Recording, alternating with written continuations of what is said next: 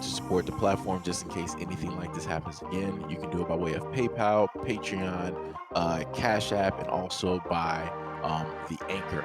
And you can also further support the platform by way of going to the Teespring store or the shoe store that is located in the comment section below.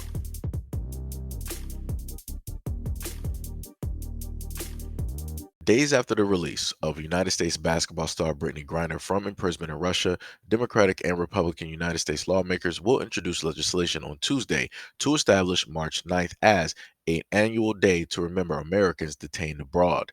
The bill, according to the Routiner, seeks to make March 9th National Hostage and Wrongful Detainee Day, a call to increase the attention to Americans unjustly held abroad and add urgency to the push to bring them home. Quote, Brittany Griner's release and unjust imprisonment has only underscored the need for Congress to continue working to safeguard the lives of wrongfully detained Americans. The measure's sponsors also include Republican Senator Mark Rubio and Representative Hallie Stevenson. The bill will establish an official hostage and detainee flag similar to the black and white POW MIA flag adopted back in 1972 to draw attention to Americans held as prisoners or missing in Southeast Asia during the Vietnam War. March 9th is the day of which Robert Livingston disappeared in Iran back in 2007. He was declared deceased in absentia in 2020.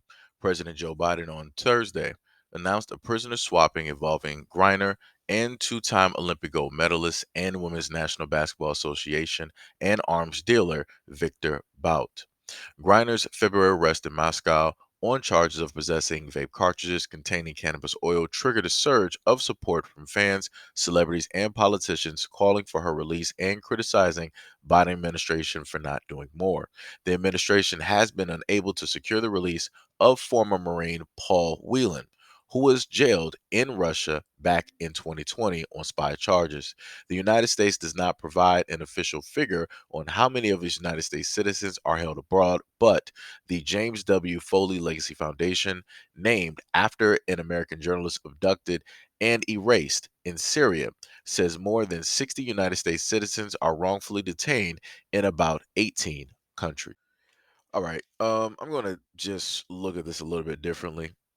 Because at this moment in time, I feel like a lot of things are, in a sense, um, put in a way in order to either start conflicts or to cause issues or a variety of things.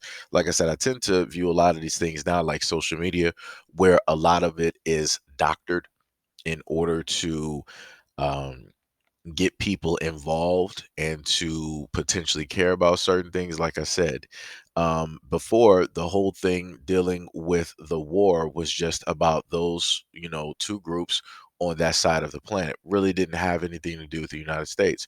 But now, when you have somebody in the United States stuck in one of those places, right? Now, people in a sense have to care because they have something that is there, that is amongst somebody else's possession, who in which they actually look up to, care about, love and everything like that. So that's, in a sense, helping people to pick a side, right? When you originally didn't have people that really cared about it, something got thrown directly in there to, in a sense, make people care, to put eyes directly on it, to have, more people's emotions directly tied up into that conflict on the whole other side of the planet, right? So, like I said before, I'm not sure how specifically this works, where people tend to go over to other countries, not do any type of research, carry stuff directly with them in their luggage, and then they just get caught, and then people are like, "Oh, I didn't know." That's a little bit mysterious to me. Like I said, it feels a little bit different there. Um, but agreeing with everybody else is great. That she's home. She can be around with her family. She can get back to playing basketball. She's automatically going to be a celebrity. And if she just so happens to get back into playing basketball, then that's going to bring more eyes looking directly at the WNBA for, another 15 minutes up until, everything subsides and goes right back up there to normal. And I'm pretty sure that they're going to try to spin this a multitude of ways to keep this going. Um, Pretty much making her a spokesperson or something of that nature, a representative, and further pushing this directly out there. There's another way I can see them spinning this, but I'll wait up until later um, to potentially, look at that one. But the other thing that I do want to make sure to list is this. They stated that there are 60 Americans supposedly in other countries. I think they said about like 18 different countries, and they've been wrongfully imprisoned.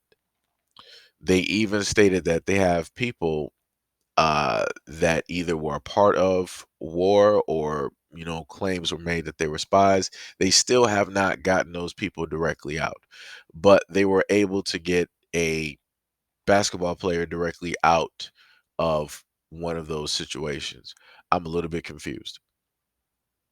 I'm a little bit confused. If we have literally 60 United States citizens in other countries, in 18 different countries, being held over false or trumped up charges, then why isn't there, more work being done?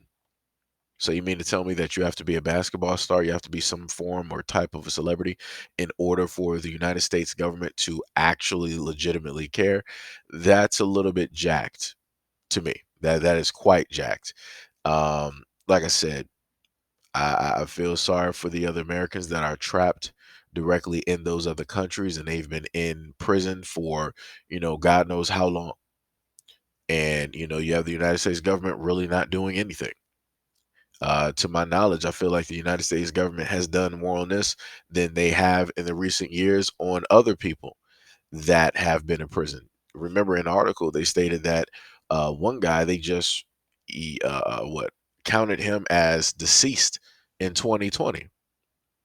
So I'm like, what were y'all doing that whole time? What were y'all realistically doing? And why weren't y'all doing more in order to get that person directly out of there? Like I said, if this doesn't really show, um, how the government and the system basically works, I don't know realistically what else to tell people. I really don't. But I'll say this to a lot of people: if you plan on traveling, don't take anything with you that you shouldn't be taking with you. That's just the best bet. Don't take anything with you that you just should not be taking with you, so that you don't specifically end up in a predicament like this. Because I promise you, let you walk over there to Russia or some other country where marijuana is illegal, and you get caught up, and you're there for a year in prison. United States government ain't doing nothing. Celebrities ain't gonna be talking about, oh, free this person. You gonna be left there on your own. And your family and friends are gonna be the main ones trying to keep your name alive and go on social media and get in contact with a variety of people. Like I said, um, if you don't got celebrity power, you better not be doing the wrong things. That's all I got for you.